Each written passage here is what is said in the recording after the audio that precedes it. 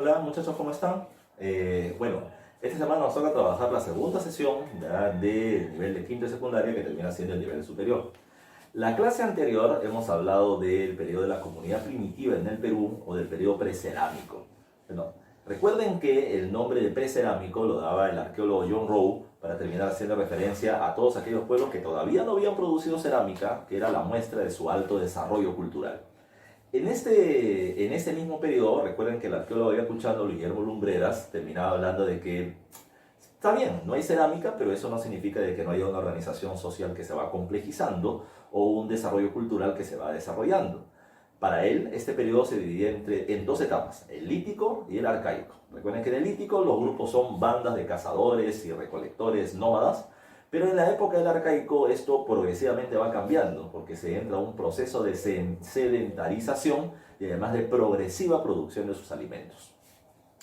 Eh, a inicios del siglo XX, durante las primeras décadas del siglo XX en realidad, se va a terminar produciendo un fuerte debate de cómo nace la cultura en el territorio peruano.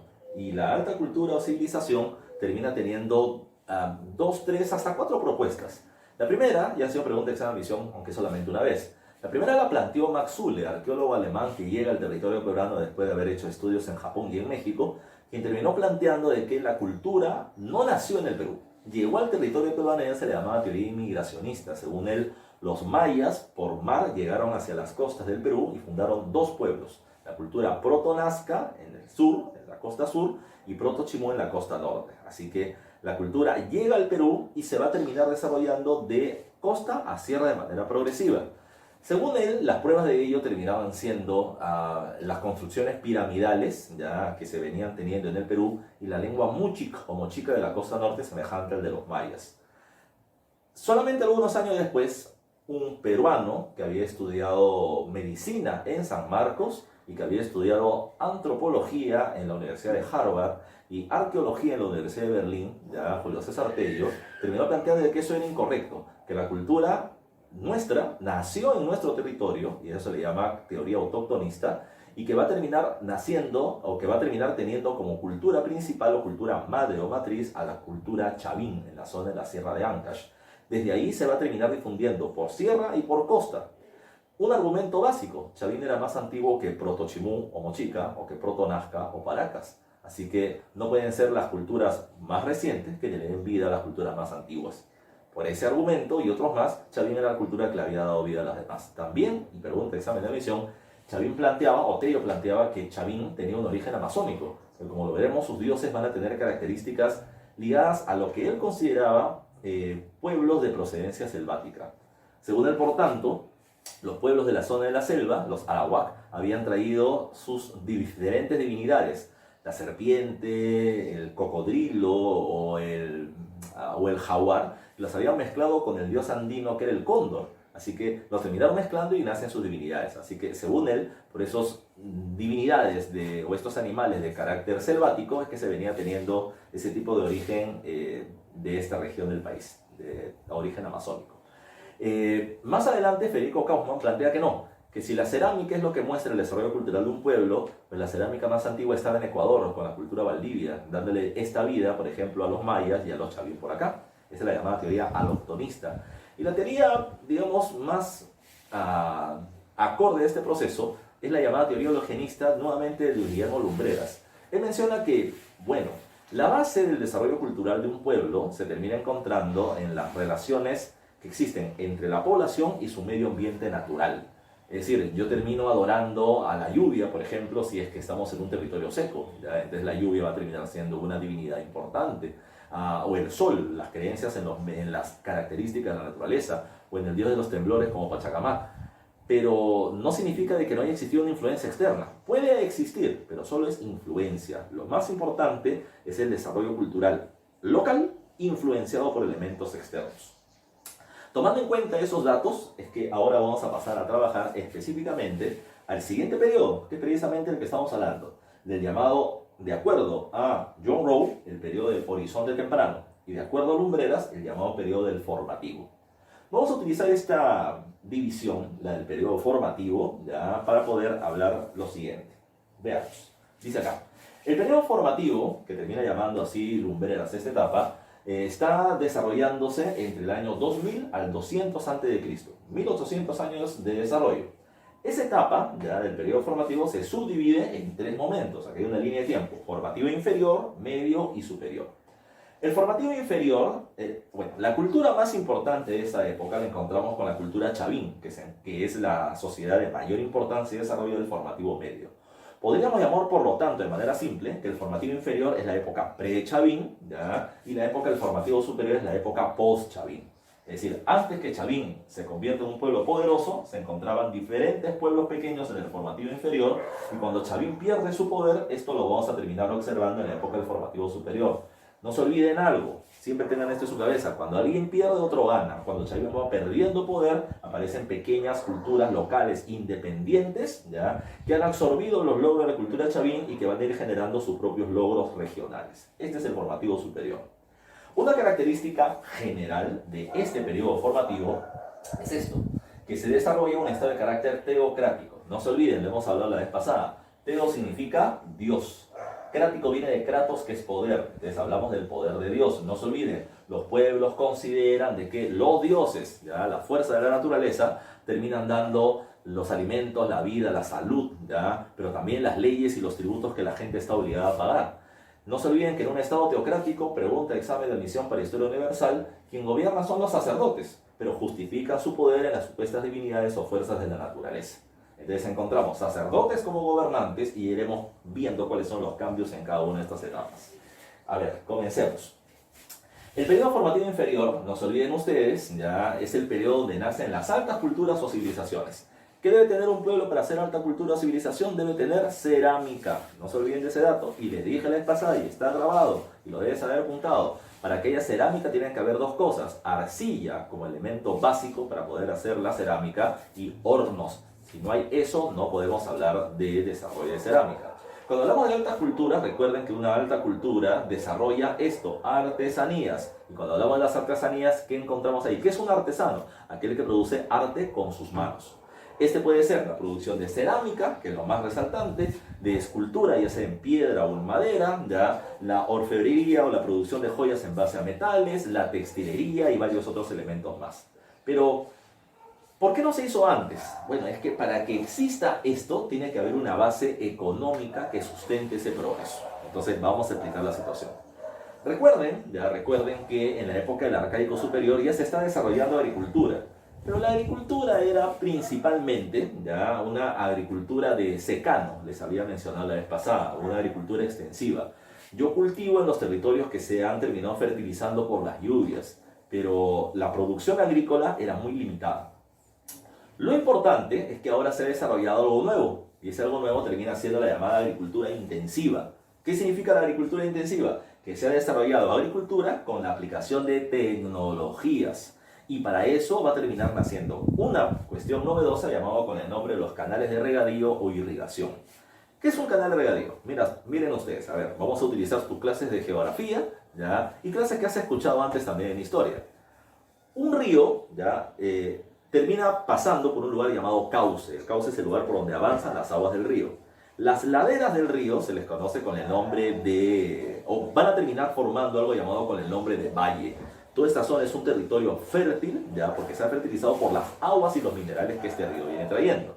Esta es una zona cultivable, acá se generan alimentos. Pero cuando la cantidad de población va creciendo, yo necesito cultivar y producir más. Y para cultivar y producir más, yo tengo que ampliar mi zona de cultivo. ¿Cómo lo voy a hacer? Llevando a estas tierras agua. ¿Cómo hago para llevar agua? Voy a terminar utilizando como caminitos, como si fueran bracitos a los ríos, para terminar llevando el agua a lugares más alejados. Esto es un canal. ¿Qué permite un canal de regadío? La ampliación de la zona de cultivo y el incremento de la producción de alimentos. ¿Qué pasa ahora?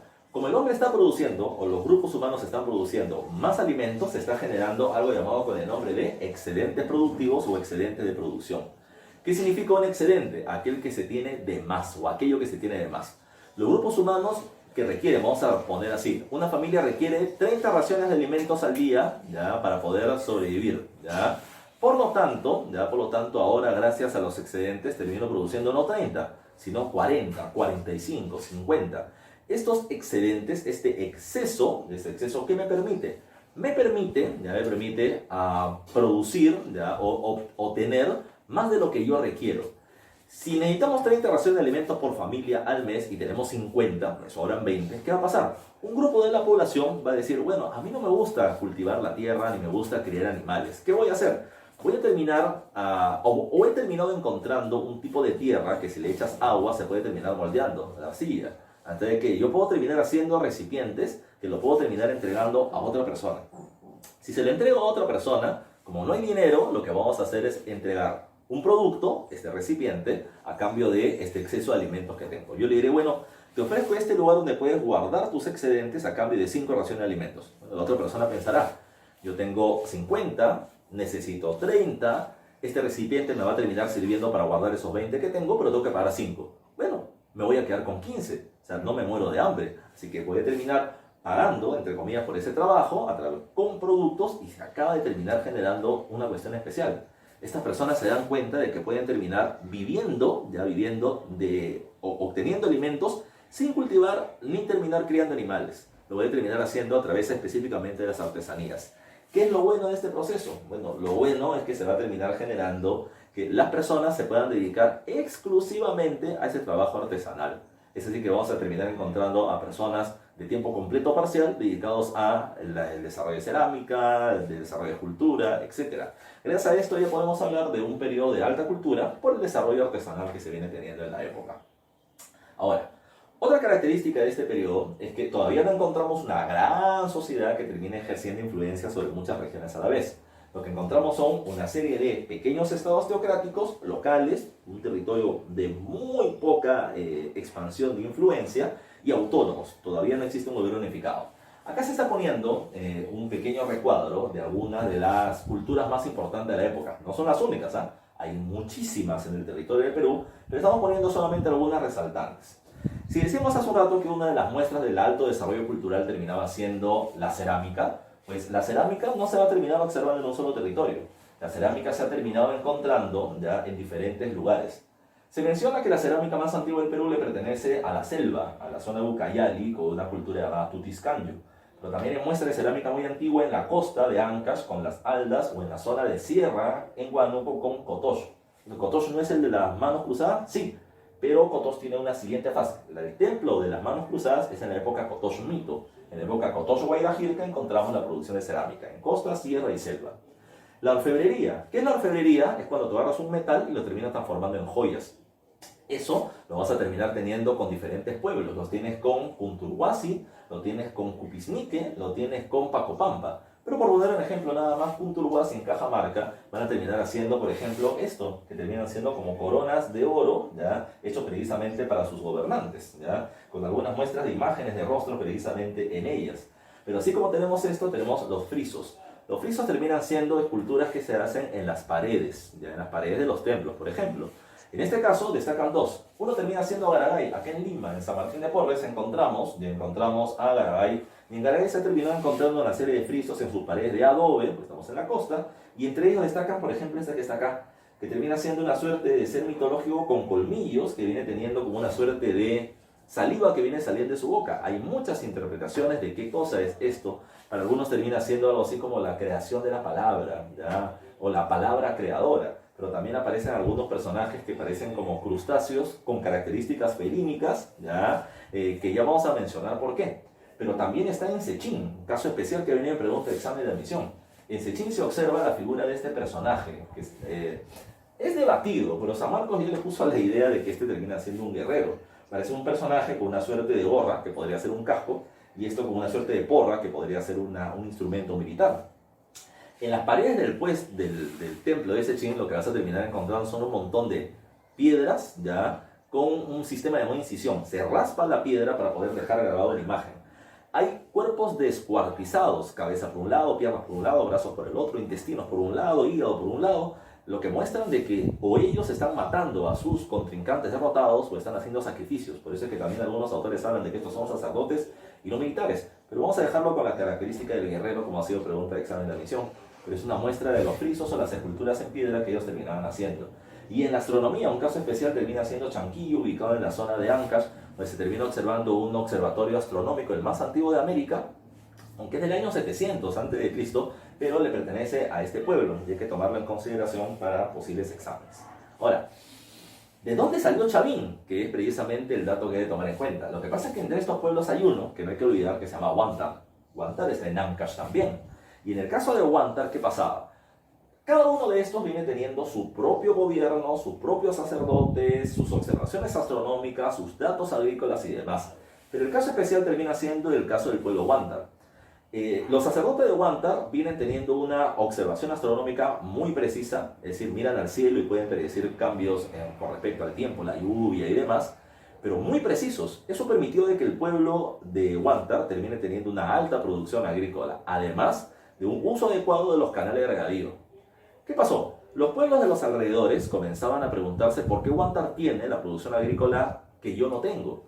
Entonces, la respuesta para la época no era el trabajo de la gente o el conocimiento de los sacerdotes, son estados teocráticos. La gente decía, el dios de los Huántar, ese termina siendo eficiente y a ese es el que le tengo que terminar pagando los impuestos para que me ayude. Así que los pueblos, gracias al prestigio que venía ganando el dios de Huántar, la gente se acerca a ellos de diferentes pueblos y los sacerdotes de Huántar venden literalmente sus conocimientos a cambio de tributos. Pero no son tributos cualquiera. Los sacerdotes de Huántar te van a decir, mira, mi Dios es un Dios bueno, pero también es castigador.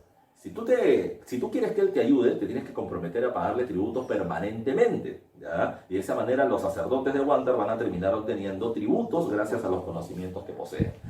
¿Esto qué significó? Que los pueblos de los alrededores, que fueron aceptando el dominio de los Huántar, incrementaron su poder productivo. Y los pueblos de los alrededores que decían, oye, ¿cómo lo lograste? Ah, el Dios de los Huántar. Ah, entonces la gente se iba pasando la voz, pagaban sus tributos y los Huántar venían teniendo cada vez más influencia, más poder, más tributos y sus dioses más prestigios.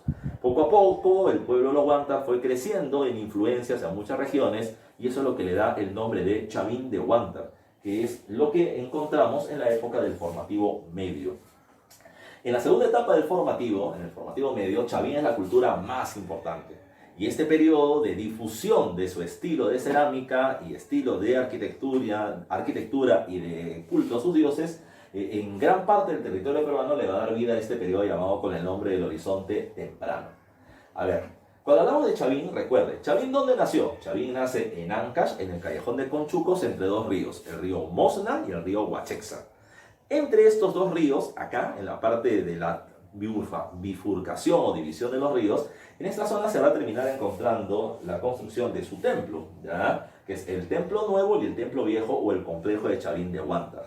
Precisamente en la zona de Ancash se encuentra su base inicial, pero Chavín tiene un caso especial. Chavín es el primer estado panandino. ¿Qué significa la palabra panandino? Pan significa todo. Andes no significa solamente la sierra. Los Andes hace referencia a la zona de costa, sierra y selva del territorio peruano. Chavín va a tener influencia sobre costa, sierra y parte de la selva alta del Perú. Con su presencia en la zona de Ancash, en Chavín de Huántar, su dominio va a terminar llegando hasta la zona de Piura por el norte y hasta la zona de Ica y Ayacucho, Junín por la zona del sur.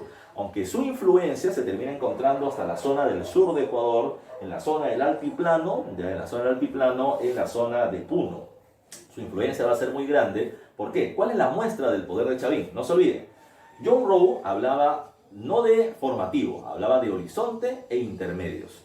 Horizonte se le llama a la época en que un estilo cerámico va a terminar difundiéndose a muchas regiones. El estilo de cerámica de Chavín, ya que es este, vamos a ponerlo por acá, es una cerámica, ya es una vasija de base plana, de cuerpo globular, como se está poniendo por acá, de cuerpo globular redondeado, de un asa que parece herradura, ¿ya? Que se le conoce con el nombre de asa estribo, y un cuello grueso y largo llamado bollete. Este tipo de cerámica, además monócroma, que utiliza un solo color, que principalmente es el color negro, y que se le raspa la superficie para poder dejar grabada una imagen como esta de su divinidad, se le llama incisión. Este tipo de cerámica, Chavín de Ancash, la vas a terminar encontrando en Lima, en Ica, en Ayacucho, en la zona de Trujillo, en la zona de La Libertad de Lambayeque, lo que implica de que esta es la zona donde Chavín ejerció influencia o ejerció dominio, poder durante su época de mayor prestigio. Entonces, cuando un estilo de cerámica local se difunde a muchas regiones, a ese periodo se le conoce con el nombre de horizonte. Y el primer horizonte o horizonte temprano es precisamente en la época donde Chavín tiene su influencia. como se observa, repito, que existe ese tipo de cerámica chavín o templos donde los dioses locales se han ido felinizando, como la característica de los dioses de Chavín, eso implica de que su poder ha ido creciendo a muchas regiones en costa, sierra y parte de la selva. Por eso el nombre de Estado panandino. No es un imperio, no ha utilizado la fuerza militar para expandirse, por eso no tiene esa característica. En su economía, la inmensa mayoría de los pueblos del Perú van a tener como principal actividad económica la agricultura. Solamente hay una excepción, ¿ya? La excepción de eso termina siendo 3 pueblos, ¿ya? Y vamos a ponerle por acá en una pequeña nota, ¿ya? Termina siendo el Chat-P, ¿ya? Pero ¿qué es eso? ¿Ya? ¿Qué es eso? Si estuviéramos en clase te lo podría definir mejor. Pero todos los pueblos del Perú prehispánico tienen como principal actividad económica la agricultura, menos estos de acá. Profesor, ¿qué es esto? Bueno, es una forma de mnemotecnia para recordar. Che hace referencia a qué? Che de la cultura chincha, que vamos a ver más adelante. A de los aymaras, T de Tiahuanaco y P de Pucará. Pucará es un pueblo que se va a desarrollar en Puno en la época del formativo superior. Tiahuanaco está entre el intermedio temprano y el horizonte medio en la misma región, entre Puno y el territorio de Bolivia, y los aymaras en la misma región. El territorio altiplánico ya es un territorio ligado a la ganadería. Tienen cultivos, pero no es su principal actividad económica. Chincha también desarrolla agricultura, pero su principal actividad económica es el comercio. Así que recuerden, todos los pueblos del Perú prehispánico tienen como principal actividad económica la agricultura, menos estos 4 que están acá. Como Chavín no está dentro de ese grupo, Chavín tiene como principal actividad económica la agricultura. Y recuerden, ¿en qué basaba Chavín su poder? En el conocimiento de sus sacerdotes y la difusión de esos conocimientos. Por eso es que obtenía tributos de diferentes regiones, por la difusión de sus conocimientos, pero además de eso, ya esto le permitía un gran poder para sus sacerdotes en diferentes regiones. Otra cuestión que es importante, no se olviden, ya, y esto ha sido pregunta de examen de admisión, no solamente era observar el cielo, el poder que venían teniendo sus sacerdotes, sino que ellos también observaban algunos elementos de la naturaleza para poder hacer predicciones con respecto al cambio del clima o del tiempo. Uno de estos terminó siendo el uso ya, de los espóndilos. ¿Qué es un espóndilus? Ya lo veremos cuando hablemos de chincha. El espóndilus es una concha, ya, como la que encuentras en el ceviche, ya, por ejemplo, son unas conchitas de abanico, pero de color rojizas y que vienen teniendo como uñitas que sobresalen. Estas conchitas se terminan observando en lugares de aguas cálidas, ¿ya? Y el Perú debería tener aguas cálidas por su cercanía a la línea ecuatorial, pero tenemos un mar frío gracias a la corriente de Humboldt o corriente marítima peruana. ¿Cuándo es que las aguas en el Perú se ponen cálidas? Cuando hay fenómeno del Niño.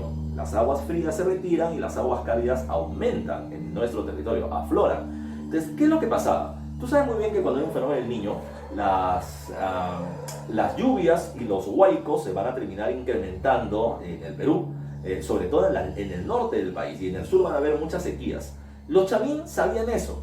Chavín va a tener un dominio amplio en tiempo, no se olvide, desde el año 1200 al año 700. Son 500 años de dominio que va a tener la cultura chavín durante esa época.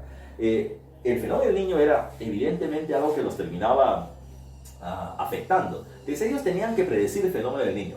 ¿Qué es lo que observaron? ¿Cómo pudieron saber cuándo un fenómeno del Niño iba a terminar existiendo? Cuando aparecían precisamente estas conchas de abanico o espóndilus en la zona de la costa norte del Perú. Decían, qué raro, cada vez que aparecen estas conchas termina apareciendo lluvias e inundaciones. Entonces ellos consideraron que esto era un designio o una muestra de los dioses de lo que iba a pasar. Nos estaban pasando la voz. Entonces, estos espóndilos pasaban a ser objetos sagrados. No solamente era y no te olvides por acá, era un bioindicador, un indicador biológico del cambio del clima, como el fenómeno del Niño, sino que lo consideraban un objeto sagrado. Como los dioses nos los han enviado, cuando mueran los gobernantes o los sacerdotes de diferentes pueblos, en sus tumbas se terminaban poniendo espóndilos, como una forma de devolvérselo a los dioses y que les permita seguir siendo gobernantes en la próxima vida. Así que se convirtió en un objeto sagrado que va a ser pues venerado en la cerámica de los chavín y que van a ser demandados o muy reclamados hasta los chinchas, que van a terminar siendo comerciantes de este producto que era considerado de lujo. Ahora, tomando en cuenta estos elementos, hay otra cosa que hay que tomar en cuenta, la arquitectura.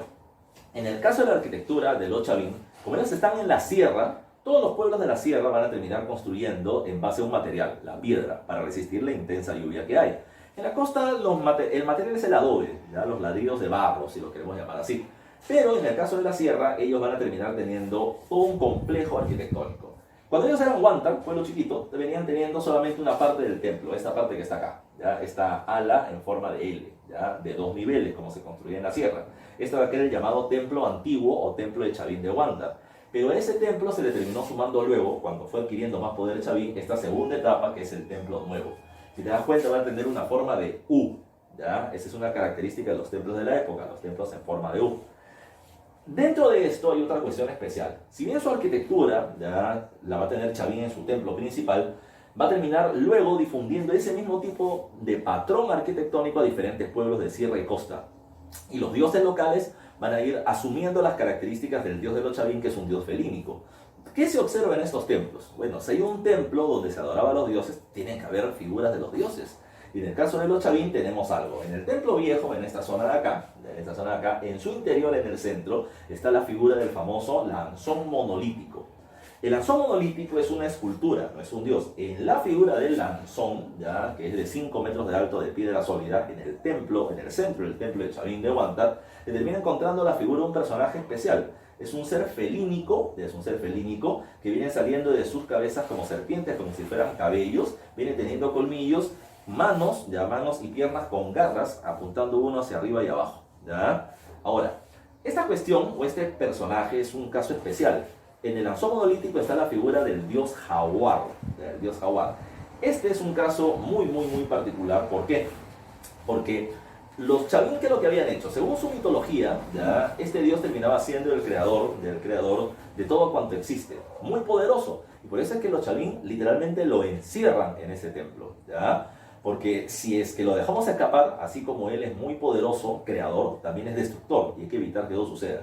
Los sacerdotes de la cultura Chavín entraban a este templo, y hay que tener cuidado. Si tú en la actualidad te vas a Chavín, ya tú puedes terminar pagando tu ticket de entrada y te dejan entrar y vas a ver a este personaje, a esta figura, ¿ya? Que es el único dios prehispánico que está en su territorio, en su espacio original. Pero en esta época no entraba cualquier persona, solamente eran los sacerdotes o los preparados para hacerlo. Y terminaban ingiriendo una gran cantidad de drogas para poder tener contacto con esta divinidad. Los Chavín terminaban haciendo toda una teatralización de su poder. ¿Cómo? ¿Ya? Cuando tú entrabas al templo de Chavín de Huántar, repito, los sacerdotes lo hacían y les terminaban haciendo consumir 2 drogas. Una terminaba siendo se me da el nombre, terminaba siendo una plantita, un cactus llamado con el nombre de San Pedro. El líquido de este cactus San Pedro, hervido, terminaba siendo un alucinógeno, un alotrópico. Los consumían esto, además terminaban inhalando la semilla de una planta de la selva llamada yopo. La pulverizaban y la inhalaban. Después de estar consumiendo esta droga por una buena cantidad de tiempo, los hacían entrar al templo. El templo, mientras tú vas entrando hacia el centro donde está el lanzón monolítico, se iba haciendo más estrecho, más oscuro, con más eco. Otra cuestión especial. Por debajo del templo se terminaron haciendo canalización de las aguas del río Mosna. ¿Para qué? Para que terminen pasando las aguas y haga como una suerte de sonido. Pero con el estado alterado producto del uso de las drogas, lo que ellos escuchaban era como un rugido mientras iban avanzando a ver este dios felínico. Ellos sabían que acá había un dios con características felínicas, que nunca lo habían visto y que además tenía que estar encerrado para que no nos haga daño. Mientras tú entrabas te estabas muriendo de miedo y cuando encontrabas esta imagen de 5 metros de alto con un ser felínico que le echaban sangre en la parte superior para que todas las incisiones, garras, colmillos se terminen ensangrentando, pues era un dios que generaba pánico. Lo que la gente quería era que los sacerdotes tengan contacto con él. Los pueblos estaban esperando afuera que el sacerdote haya logrado tener contacto con él para que de esa manera él le pase la información agrícola o climática que ellos conocían. Y para ellos eso era suficiente como la muestra de su cercanía al dios ya para ese periodo. Así como está el lanzón monolítico, en la parte posterior al templo hay una plaza hundida en forma circular. Y en ella se termina encontrando la imagen del obelisco Tello, ¿ya? No le he puesto acá la representación porque no iba a haber mucho tiempo, pero en esta se termina encontrando la figura de 2 caimanes, el caimán blanco y negro, macho y hembra, que hacen representación a la vida. Lo más importante de estos caimanes son los genitales. En el caso masculino se termina observando una imagen de un maíz, como si fuera un pene, y en el caso femenino una vagina que está representada por una flor, que es como que él mismo se puede reproducir. Los investigadores están divididos entre si es un ser hermafrodita, con 2 sexos, o termina siendo 2 seres que están reproduciéndose. Pero esos son considerados como el creador de la vida para este pueblo.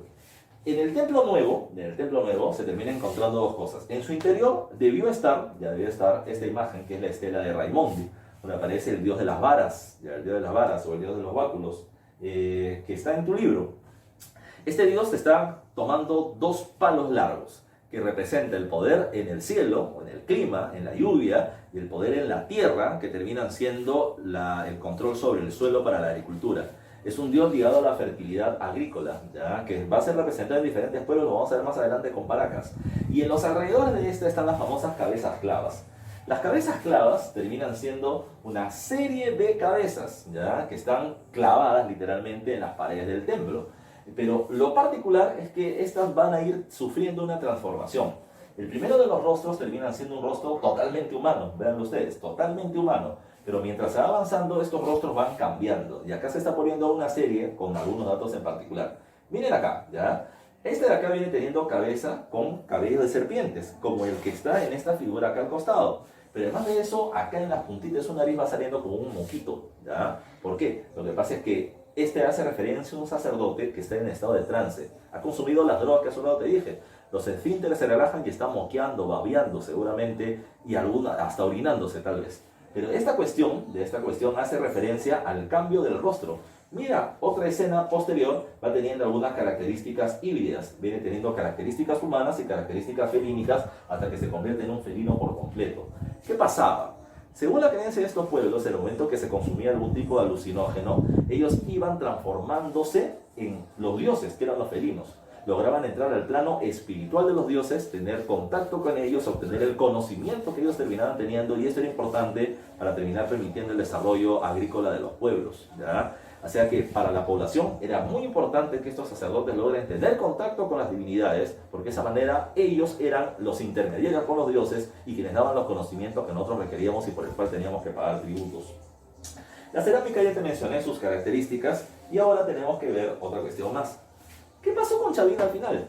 Bueno, aquel que tiene poder lo va a perder en algún momento. Y Chavín no gobernó poco, no se olviden. Es del año 1200 al 700, 500 años de poder de la cultura Chavín. Su poder se basaba en el conocimiento astronómico. Su debilidad se terminó basando precisamente en ello, ¿ya? En que no lograron predecir algunos grandes fenómenos del niño, ¿ya? ¿Qué es lo que va a terminar sucediendo? ¿Ya? ¿Qué es lo que va a terminar sucediendo? Bueno, lo que pasó al final es que este gran fenómeno del niño, al parecer del año 700 o en aproximadamente ese periodo, Chavín no lo logra predecir. Grandes inundaciones en el norte, grandes sequías en el sur, va a terminar generando de que Chavín no sepa exactamente qué hacer, ¿ya? Al no saber qué hacer, los pueblos van a decir, Chavín o sacerdotes, ¿qué cosa es lo que hacemos? Lo que hay que terminar generando, va a decir Chavín, es, bueno, más ofrendas, paguemos más tributos, hagamos más sacrificios, y los pueblos lo van a terminar haciendo, pero sin resultados, ¿ya? Las inundaciones en el norte, las sequías en el sur van a terminar siendo muy duras y no van a terminar produciéndose los resultados esperados para aquella época. La gente comienza a desconfiar no de los dioses, sino comienza a desconfiar de la capacidad de los sacerdotes Chavín de poder hacer predicciones, de que los dioses algo así como que lo habían terminado dejando de lado, no los estaban apoyando más. Esta situación fue complicada porque en el momento en que Chavín va perdiendo influencia sobre otros territorios, pues no se olviden, cuando alguien pierde, otro gana. ¿Y quiénes comienzan a ganar? Comienzan a ganar los pueblos locales. Dentro de cada una de estas provincias, de estas localidades, los sacerdotes locales, los astrónomos locales dicen, oye, Chavín no sabe cómo hacer, pero yo sé cómo aplicar cambios para mi territorio, ¿ya? Para mi territorio. De esta manera, al aplicar cambios para su territorio, van a decirle a los pueblos, señores, yo sé cuál es la solución. Ustedes van a tener que pagar tributos, pero van a tener que pagar tributos al mismo Dios de siempre, pero no a través del sacerdote de Chavín, sino a través de mi persona. ¿Por qué? Porque Dios me ha mencionado a mí cuál es la solución. La gente tal vez no tenía por qué creerle, pero ellos van a terminar dando la información adecuada. ¿Qué cosa era eso? Aplicar nuevas tecnologías para su territorio, para el medio ambiente específico que terminan conociendo, y comenzó a dar resultados. Es de esta manera que comienzan a aparecer, repito, pueblos locales, independientes del poder de Chavín, y esta etapa en la que esto surge se le llama el formativo superior, entre el 700 y el 200 a.C. Estos pueblos van a terminar caracterizándose por algo, esto de acá. van a ir generando progresivamente su propia identidad cultural. ¿A qué me refiero? Un ejemplo de esto es el caso de la cultura Paracas. Mira, Paracas tiene dos etapas, cavernas y necrópolis. En la época cavernas, todavía se sigue adorando a dioses con características felínicas, que era la influencia de la cultura chavín sobre esta región. Pero en Paracas Necrópolis no, van a ir cambiando sus divinidades, su estilo de cerámica, porque se van a ir desligando progresivamente de la influencia de chavín. Esa deschavinización de su cultura es precisamente lo que le estoy poniendo por acá, la generación progresiva de su propia identidad cultural que se va a ir haciendo en el paso del tiempo. Por otro lado, a las culturas de este periodo también se les conoce con este nombre, se les conoce con el nombre de culturas puente. ¿Por qué se le llama así? Porque son la época entre la época de Chavín, el horizonte temprano, y la nueva etapa llamada el intermedio temprano, ¿ya? Que es la época donde los pueblos ya tienen política y culturalmente una autonomía por completo de la época Chavín. Esta época de tránsito implica independencia política, pero todavía no la generación de su propia identidad cultural, que la van a ir obteniendo poco a poco. Estas culturas puentes van a ser ¿cuáles? Por ejemplo, una pregunta de examen de admisión, Vicús en Piura. Vicús en Piura, Salinaro Gallinazo en la zona de la Libertad, entre la Libertad y Ancash, la cultura también de la época termina siendo la cultura, bueno, sí, Salinaro y Gallinazo. Estas dos van a terminar siendo las culturas puente que le van a dar vida a la sociedad mochica del intermedio temprano. En la zona de Paracas, o en la zona de Ica, encontramos a Paracas, que le dará vida a la cultura Nazca, y encontramos a la cultura Pucará en Puno, que le dará vida a la cultura del Tiahuanaco en la época del intermedio temprano. Se les llama así, repito, porque son los nexos para el nacimiento de las culturas de esta época. Pero también, no se olviden, en esta época, peculiarmente, nacen los militares. ¿Por qué militares? Profe, en Chavín no hay ninguna evidencia de que Chavín haya utilizado militares. Su poder se basaba en sus conocimientos y en el control psicológico sobre la población, el temor de que los dioses me puedan castigar. Pero en la época del formativo superior sí se observa con fuerza la presencia de militares. Profesor, si hay militares, entonces podemos hablar de un estado teocrático militarista. No, porque los militares no toman decisiones en el gobierno. Los militares son solamente apoyos de los sacerdotes. Están subordinados al poder religioso. Ellos son los que van a terminar utilizando la fuerza en caso que alguna población no quiera pagar sus tributos ante estos nuevos gobernantes locales. Ahora, nos piden solamente una cultura que trabajar y hay que revisarla rápido.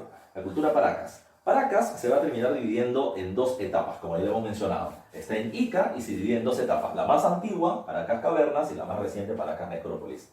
Hay tres elementos que diferencian a estas etapas. Lo más conocido, el tipo de tumbas. En Paracas Cavernas, las tumbas vienen teniendo una forma de copa invertida o útero materno. Y en ellas se va a terminar encontrando cuerpos momificados, envueltos en fardos funerarios en esas tumbas. El principal centro arqueológico donde se ha terminado encontrando este tipo de tumbas se llama Cerro Colorado. No se olviden, cuando los Paracas fallecían, sus cuerpos eran momificados. No como en Egipto, en el caso de Paracas, ¿qué es lo que hacía? Se sacaban los órganos que contienen muchos líquidos y que van a terminar generando una posible putrefacción, pero su cuerpo terminaba siendo puesto al sol, porque el sol en Ica es abrasador, quema mucho y es un clima seco. Los ponían ahí por la mañana y en las tardes los terminaban envolviendo con telas, así durante varios días, 40 días se piensa. Y luego de eso su cuerpo ya estaba totalmente seco, y su cuerpo era fracturado para ser puesto en posición fetal. Puesto en posición fetal, su cuerpo era envuelto con una serie de telas y eso termina siendo los famosos fardos funerarios.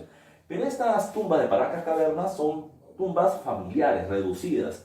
Tienen entre 8 y 12 cuerpos nada más. En cambio en Paracas Necrópolis esto cambia. Necro significa muerto y polis significa ciudad. Esta era la ciudad de los muertos, así lo mencionó Julio César Tello, para hacer referencia a que en esta época habían centros funerarios bastante grandes que podían obtener entre 80 y 200 fardos funerarios. Esto se termina encontrando, por ejemplo, en Huaricayán o en Ánimas Altas y Ánimas Bajas. Son diferentes lugares donde se ha encontrado esto. Particularidad. Cuando Tello comienza a sacar los cuerpos, comienza a darse cuenta de que muchos de ellos tenían huesos fracturados, incluido el cráneo, con las famosas trepanaciones craneanas. ¿Por qué? Porque al parecer Paracas ha ido cambiando. Paracas en la época de Necrópolis parece que es un pueblo que se extiende en cantidad de población, pero también va a tener muchas guerras. Y al tener muchas guerras van a haber huesos fracturados por los conflictos y operaciones que se van a tener que hacer. Lo que implica de que en las etapas más tardías los militares van adquiriendo más poder en la época Paracas, sin ser gobernantes todavía. La segunda diferencia entre Paracas Cavernas y Necrópolis termina siendo la cerámica. En la época de Paracas Cavernas, su cerámica, mira, lo común, los dos vienen teniendo doble pico y un asa que los une, llamada asa puente. Pero lo que los diferencia es esto. Una, en Paracas Cavernas, la cerámica era polícroma, utilizaban varios colores a la vez. Esta cerámica polícroma tenía algo llamado con el nombre pintado post-cocción. Profe, ¿qué es eso? Recuerden que la cerámica se hace de arcilla, se le da la forma y se le mete al horno. En el horno con el calor se le va a terminar cociendo.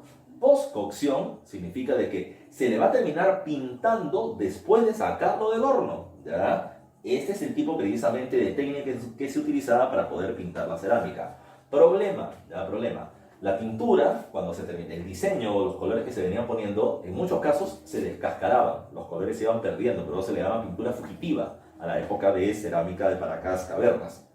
Pero, esto hizo de que al parecer los Paracas cambien de estilo. Y dijeron, ¿para qué le pongo tanto color si al final se va a perder? Por eso mejor utilizamos solamente un color. En la época de Necrópolis, la cerámica termina siendo acalabazada, tiene forma de calabaza, pero además de eso termina siendo monócroma, ¿ya? Y con pintado precocción. Le doy la forma, lo pinto, lo meto al horno. Profe, pero con el calor del horno no se va a correr la pintura, no importa, es un solo color, no habría inconvenientes. La otra característica que diferencia a Cavernas de Necrópolis es lo que le decía. Poco a poco los pueblos se van deschavinizando, generando su propia identidad cultural. En la época cavernas, por ejemplo, los dioses o en los tejidos se pone mucha figura de felinos, que es influencia de la cultura de Chavín. Pero aparece esta imagen que está acá. Miren ustedes. Ella termina siendo la imagen de un ser que tiene acá dos varas, como el dios de las varas que aparece en la figura de la estela de Raimondi. Pero este tiene una particularidad, es una diosa femenina, la diosa de las varas, ¿ya? Tiene senos con pezones y viene teniendo una vagina dentada con colmillos. Este es un caso especial, porque al tener una vagina con colmillos no se va a poder reproducir. Lo que están queriendo decir los Paracas es como que esta divinidad va a tener un tiempo límite para su vida. No se va a poder seguir reproduciendo y por lo tanto ya no va a seguir viviendo más. La influencia de Chavín va a ir desapareciendo y en la época de Necrópolis aparecen dioses locales, como este de acá llamado el dios oculado. De su cabello salen serpientes, pero los grandes ojos son los que definen la característica de esta divinidad. Es la época en la que Chavín, o en la que Paracas se va desligando de la influencia cultural de Chavín. Como último dato, otra cosa en la que Paracas destaca, sin duda alguna, termina siendo en dos elementos. Termina siendo en la textilería y en la medicina. En la textilería se va a terminar resaltando la producción de los fardos funerarios. No se olviden, son tejidos hechos en base principalmente al algodón, que termina siendo un producto que crece en la zona de la costa sur y que los Paracas consideraban como un elemento entregado por los dioses. Aparecen varias figuras de divinidades como voladoras que vienen teniendo en una mano un tumi para hacer cortes o sacrificios ceremoniales, y aparecen también personajes que vienen tomando en sus manos una copa con algodón, que es como que el dios nos dio este elemento. Ese algodón es base para hacer la textilería, pero en el caso también, o en este caso hay también una diferencia. Si bien todos los Paracas eran momificados y había una diferencia social. Si tú eras del pueblo, ¿ya? Tu tejido era hecho de algodón. Si tú eras de la élite, tu tejido era hecho de algodón, pero también de fibra de alpaca, ¿ya? También era hecho con hilos de oro, hilos de plata, plumas de animales selváticos o cabellos humanos, lo que hacía además de eso un trabajo mucho más complicado y especializado, porque era un pueblo o porque era un sector de la población que requería ese tipo de cuidados por el poder social que venían teniendo. Lo que mostraba las diferencias o las jerarquías sociales en la época. En la medicina también destacan por algo. Ellos van a terminar trabajando con la traumatología, con el trabajo de los huesos, pero un caso especial es el caso del trabajo de los cráneos. En el caso de los cráneos, ellos van a terminar teniendo en la fase cavernas, destaca las famosas deformaciones craneales, ¿ya? Se terminaba poniendo en los cráneos de los niños, ya pequeñitos todavía, bebés, se terminaba poniendo piedras o maderas planas, ¿ya? Y se terminaba fajando el cráneo, para que el cráneo no crezca hacia los lados, hacia atrás o adelante, como el nuestro, sino que al ser fajado el cráneo tenía que crecer para arriba y por eso venían teniendo esta forma cónica. Pero en la época de Necrópolis, como te decía que hay muchas guerras, los militares que terminaban siendo golpeados en el cráneo y que no fallecían en el campo de batalla, se les terminaba operando de emergencia, se les terminaba haciendo un corte en el cuero cabelludo, no se les quitaba, se les ponía a un lado esta parte del cuero cabelludo y se les terminaba sacando un pedazo de cráneo. ¿Por qué? Porque Porque producto de un gran golpe, si no te haces una herida expuesta y sangras para afuera, entonces estás sangrando para adentro. Y si el cerebro viene teniendo una coagulación de sangre, va a terminar muriendo rápidamente. ¿Qué hay que hacer? Rápidamente una operación. Se saca un pedazo de piel del cráneo, se corta ese pedazo de cráneo y se hace que se drene la sangre. De esa manera se logra salvar la vida si la operación estuvo bien hecha. Si es que se logra esto, hay que tapar precisamente este hueso ahora aperturado, como con una lámina de oro, y se termina cosiendo precisamente esta piel que se había terminado poniendo a un lado. Entonces, ¿cómo sabemos que esta persona sobrevivió a estas trepanaciones craneanas? Es bien simple. Cuando uno se rompe un hueso, no es que te va a crecer otro hueso, ¿ya? Pero los huesos se van a terminar uniendo a través de algo llamado con el nombre de callo óseo. Es decir, los huesos generan calcio y se va a terminar pegando, pero se genera como un pequeño bultito, eso se le llama callo óseo. Lo que pasa acá es que al generar este hueco y poner la lámina de oro, si esta persona sobrevivió, va a terminar viendo esta calcificación que se adhiere, ¿ya?, a esta lámina, como una muestra de que esta persona sobrevivió a esta operación tan complicada. Por eso una pregunta: yo agarro una taza caliente de metal y me quema la mano, ¿ya? Y esta persona, por más herida que esté, no siente que le cortan un pedazo de cuero cabelludo, que le sacan un pedazo de cráneo y demás. Claro que siente, pero para que no sienta, le ponen San Pedro, ¿ya? Esa droga alucinógena que utilizaban los chavinos, así que lo está en Júpiter mientras se siguen operando por acá. Así como tenemos esto, otro elemento, y para culminar el tema, es esto, los geoglifos. Uno habla de los geoglifos o líneas de Nazca, pero no se olviden que Paracas es el papá de los Nazca, ¿ya? El papá de los Nazca. Los Nazca vienen teniendo la imagen del mono, el colibrí, la araña, pero los Paracas también terminaban teniendo eso. Terminaban teniendo geoglifos con figuras antropomorfas, como la que está acá. No tenían un diseño tan bien elaborado como el que van a tener los Nazca, pero precisamente este es el primer trabajo de producción de figuras en las paredes de los cerros y las llanuras, sobre todo en las laderas.